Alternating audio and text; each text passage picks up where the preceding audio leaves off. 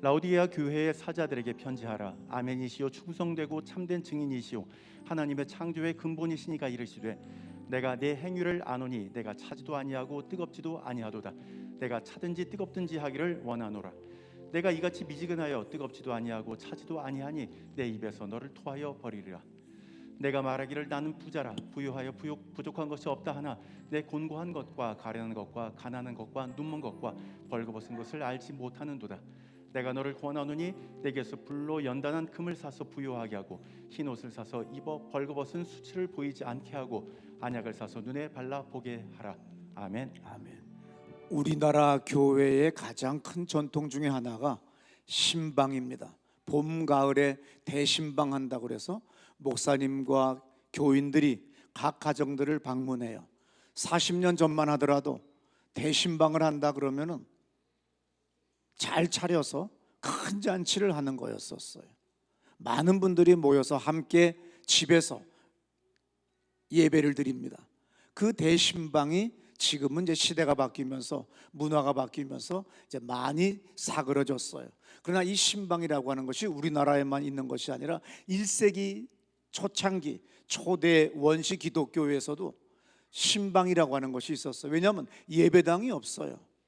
대개 룸바의 집에 있는 교회에 문안하노니 아니면 루디아의 집에 누구네 집에 사람들이 모여서 하나의 교회를 이루었어요. 그래서 그 당시에는 신방이 중요합니다. 그래서 1대1로 또 한 신방 가서 두세 사람 모인 가운데 같이 기도하고 기독교의 교리를 가르치고 또 같이 기도해서 성령 하나님을 경험하고 또 응답받는 그러한 시간이 신방이기 때문에 이 신방은 대단히 중요한 거예요. 그래서 이 신방이 중요한 것을 제가 어떻게 깨달았느냐 하면 제가 지난 월, 화, 수 김다니엘 목사님 입원하시기 때문에 세임 얻으시라고 경주의 이정화 장로님 별장에 갔습니다. 거기서 2박 3일 동안 살면서 좋은 차 마시고 바다에서 바람 좋은 공기 마시고 우리 쉬면서 삽시다. 그래서 2박 3일 잘 마치고 부산서부터 서울 교회까지 온 다음에 이제 우리 집을 또 가야 하잖아요. 신내동 거기 올라갈 때 계속 뉴스는 나옵니다. 오늘 대설주의보다. 그래서 9시부터 큰 눈이 온다고 하니까 저도 서둘러 가는데 어느새 눈이 막 휘날리는데 그만 접촉사고가 났어요. 제가 이 운전대만 잡으면 사나워져요. 그리고 제가 운전대만 잡으면 뭔가 이렇게 시부렁거리고 독백을 하면서 욕하는 거. 제가 예전에는 우리 집사님들이 그런 짓 하면은 이상하다고 그러고 그런 죄 짓지 말라고 그러는데 제가 여러분들한테 영향을 받았는지 이상하게 이렇게 누가 끼어들거나 뭐 하면은 막 그냥 지고 싶지 않고 특별히 개인 택시가 나타나면 그건 끝까지 이겨야 돼요. 그리고 BMW 벤츠한테는 절대 양보 안 해요. 이 어떤 열등감이겠죠. 그러다가 그만 당연히 제 차가 밀고 들어가면 40년 넘게 신방 다녀서 백미러로 이 거리 잴 줄 알아요. 그런데 저보다 더 독한 김 여사가 그냥 그대로 밀어버려요. 나 이미 들어왔어요. 내 차선에 3초 후에 버벅 하더라고요. 그래서 이미 들어왔는데 밀어붙인 차지요. 그렇지만 그 여자분은 내리지도 않아요. 저도 내릴 수도 없어요. 제 오른쪽, 제 왼쪽 이 운전대에 있는 이쪽 문짝을 들이박았기 때문에 전 나갈 수가 없어요.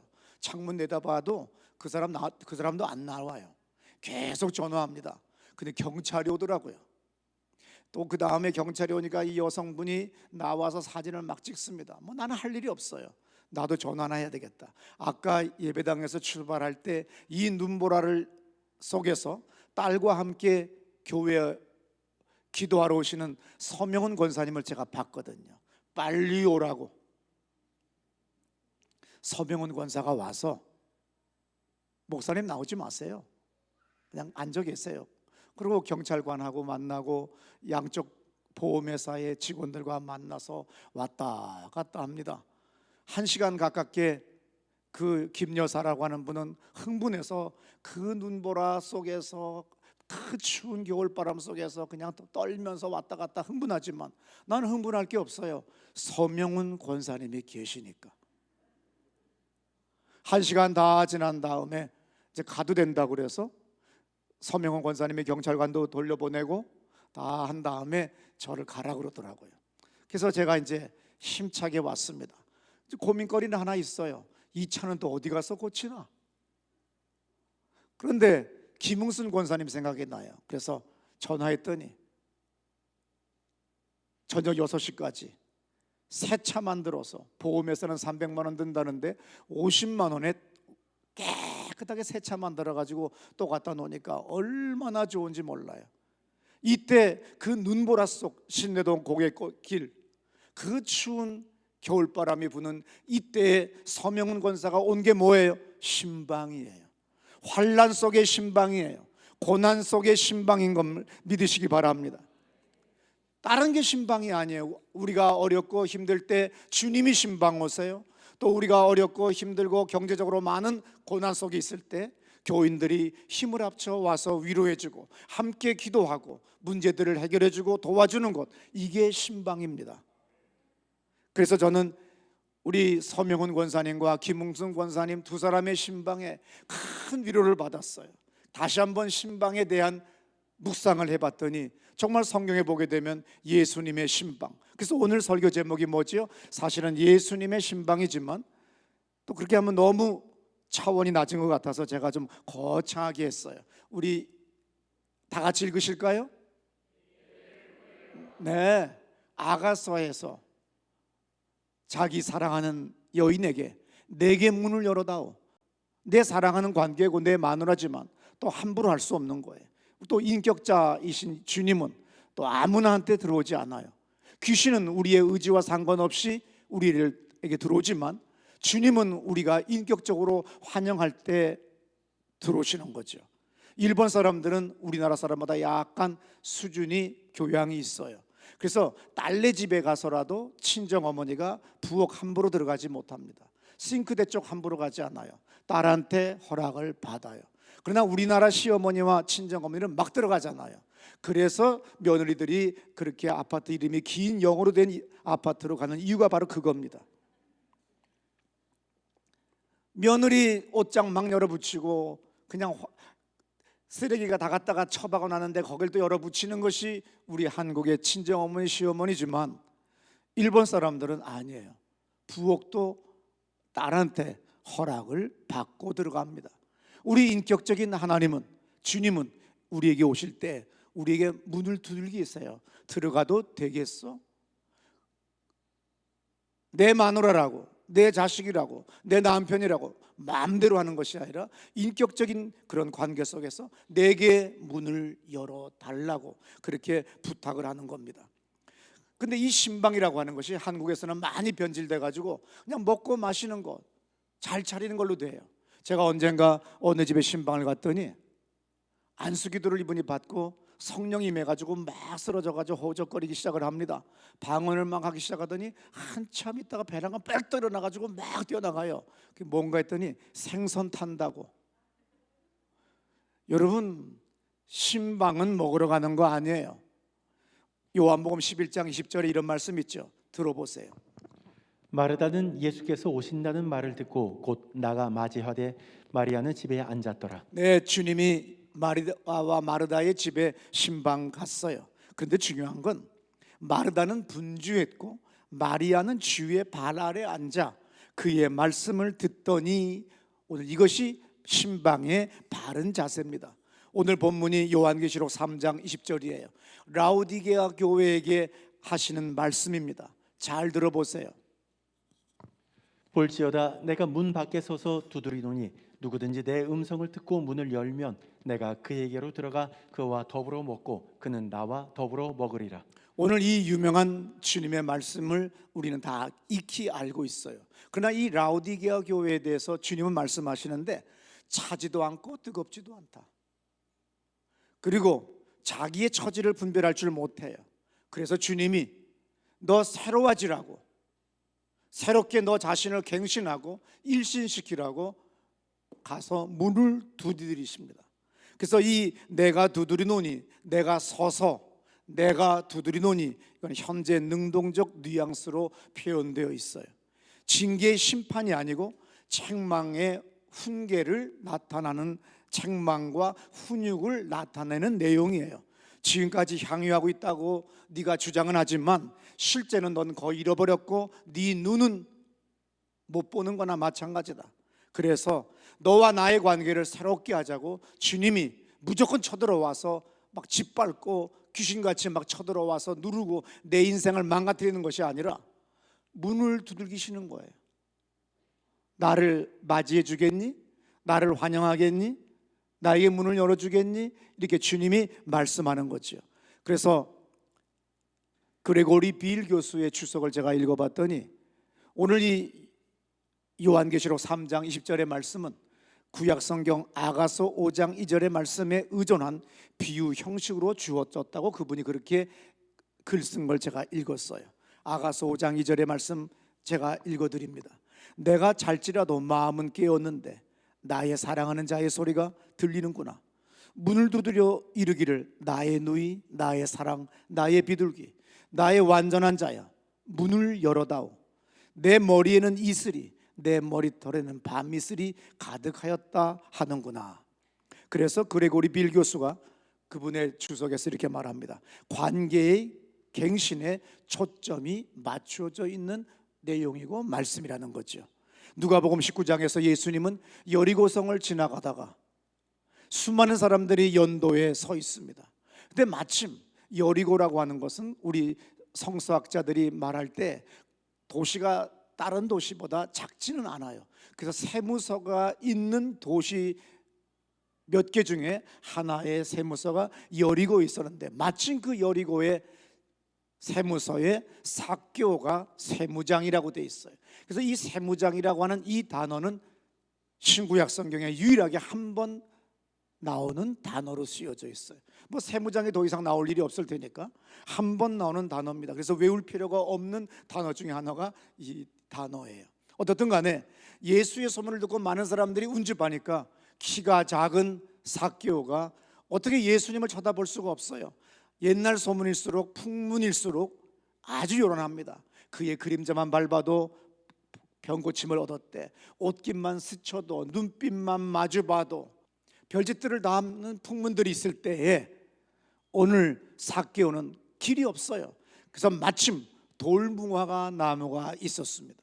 그래서 그 나무 길 위로 올라가서 예수님을 보니까 예수님 지나가다 보실 때 특이하잖아요. 다른 사람들은 다 길바닥에 있는데 어떤 남자 하나가, 그것도 어린애가 아닌 남자 하나가 저 위에 있는데 그 유명한 그 동네에서 다 아는 세무장, 세무서장이 왔다는데 누가 빈손으로 돌려보내요? 예수님도 익히 아는 사람이에요. 그래서 삭개오야, 그렇지만 여기 야 이렇게 하지는 않죠. 삭개오 씨 내려오세요. 오늘 내가 삭개오 씨 집에 유숙하겠습니다. 이때 사람들이 수군거리기 시작합니다. 이때 수군이라고 하는 단어가 출애굽 시대의 장막에서 12명의 지파 정탐꾼들이 부정적으로 보고한 리포트에 의해서 수군거리고 원망하고 원성하고 혁명을 일으키려고 했던 그때 쓰던 그 단어예요. 그런 단어로 이 사람들이 예수님에 대해서 아주 적대적인 마음을 갖고 수군거리기 시작을 했습니다. 그때 삭개오는 아주 기쁘게 주님을 맞이합니다. 집에서 말했는지 거기서 말했는지는 모르지만 삭개오는 이렇게 말합니다. 내 재산의 절반을, 주님이 내 집에 신방 오셨는데 내가 어떻게 가만히 있을 수 있겠습니까? 내 재산의 절반을 가난한 사람들에게 나누어 주겠습니다.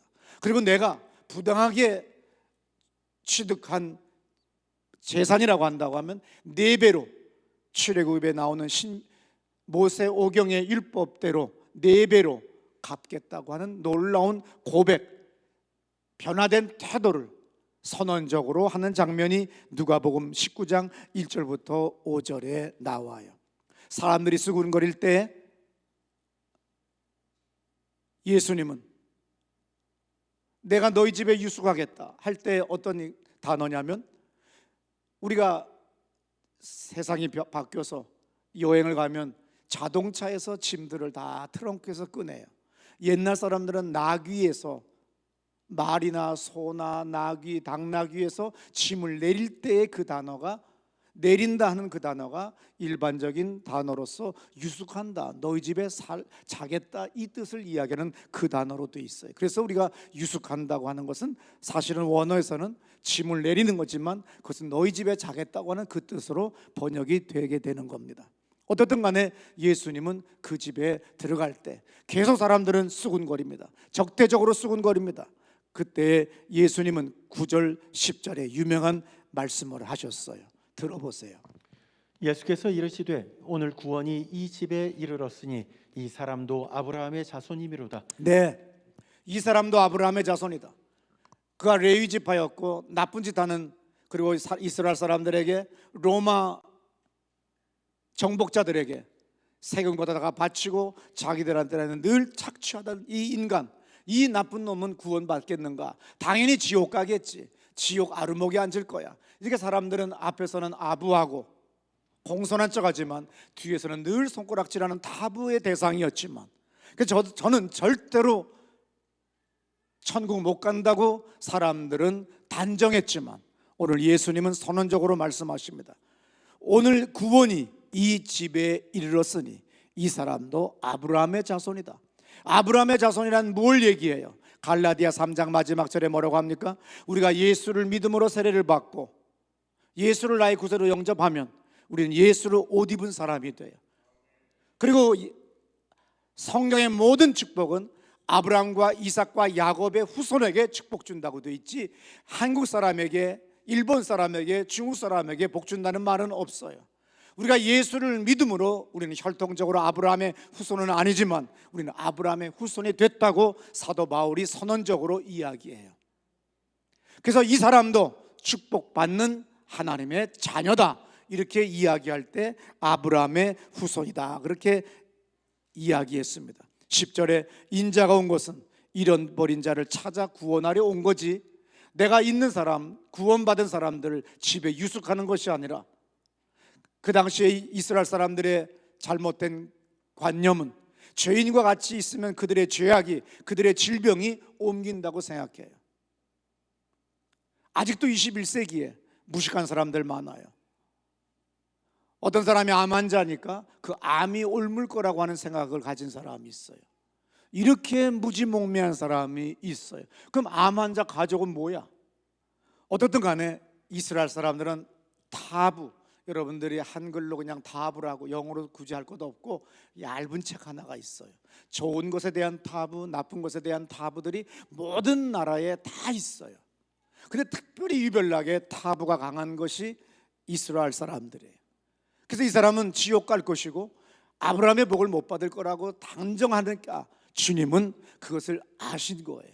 그래서 그들이 뭐라고 말하지 않았어도 아브라함의 자손이다. 그리고 내가 구원받은 사람에게 내가 갈 필요가 나는 없다. 난 죄인에게 나는 함께 할 거라고 하는 이 주님의 놀라운 고백을, 그리고 이 말씀을 여러분들이 받으시기를 축원합니다. 그래서 오늘 삭개오는 조금 전에 말씀드렸듯이 과거와 다른 사람이 되겠습니다. 그래서 그 의사를 두 가지로 선언했는데, 재산의 절반을 가난한 사람에게 주겠습니다. 나쁜 방법으로 불법으로 취득한 내 재산은 4배로 모세 오경의 규율과 같이, 왜냐하면 이 사람도 레위 사람이었고 이 사람도 율법을 아는 사람이기 때문에 자기가 해야 될 일을 먼저 실천을 선언하면서 하는 거예요. 그래서 예수님은 오늘 이 집의 유함으로 말미암아 삭개오는 새로운 삶을 살게 됐습니다. 가끔 신방을 부담스럽게 느낀 사람들이 있어요. 사실은 그것은 곧 신앙을 부담스럽게 느낀다고 이야기할 수 있습니다. 신방이라고 하는 건 먹고 마시는 것 아닙니다.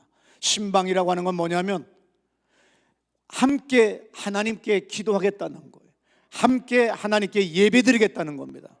나의 어려움을 주님께 토로하고 고백하고 간구하겠다고 하는 주님을 인정하는 거예요. 그런데 많은 사람들 가운데 신방을 가소롭게 여길 때 이 사람의 신앙이 그리고 지금까지 배웠던 모든 개념들이 잘못된 거예요. 오늘도 여러분들 개인적으로 오늘 밤 여러분이 차를 마실 때, 밤에 주무실 때, 아니면 아침에 잠에 깰 때 주님의 음성이 들릴 수가 있어요. 꼭 사운드나 보이스로 들리는 것이 아니라 주님의 어떤 깨달음, 어떤 음악을 통해서, 또 아니면 아침에 찬란한 햇살을 통해서 느껴오는 그 봄 바람을 통해서 우리는 어떤 하나님의 음성을 자연적으로, 초자연적으로, 또 아니면 여러 가지 영적인 경험으로 우린 주님의 음성을 들을 수가 있어요. 그때 바로 그것이 주님이 우리에게 녹화하시는 거예요. 주님이 우리에게 문을 두드리시는 거예요. 주님, 내 마음을 엽니다. 나의 생각을 주님께로만 모으겠습니다. 내 집에, 내 인생에, 내 가정에 오세요. 그리고 나의 왕, 나의 주인이 되어주세요. 내 사업 위에 함께해 주세요. 이 교회 제가 담임 목사입니다. 주님이 이 교회를 인도하세요. 저는 주님의 종입니다.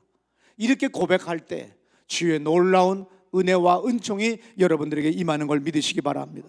오늘 요한계시록 3장에서 라우디게아 교회와 같은 성도들에게 주님은 차지도 덥지도 않은 여러분들에게, 그리고 자기의 실상을 알지 못하는 여러분들에게 오늘 문을 두드리실 때 오늘 삭개오와 같이, 마리아와 같이 주님께 문을 여시고 그분에게 귀를 기울이세요. 그분의 무릎 앞에 앉으세요. 그리고 그분의 말씀하시는 걸 들으세요. 그리고 실천하세요. 놀라운 역전과 반전이 일어날 것입니다.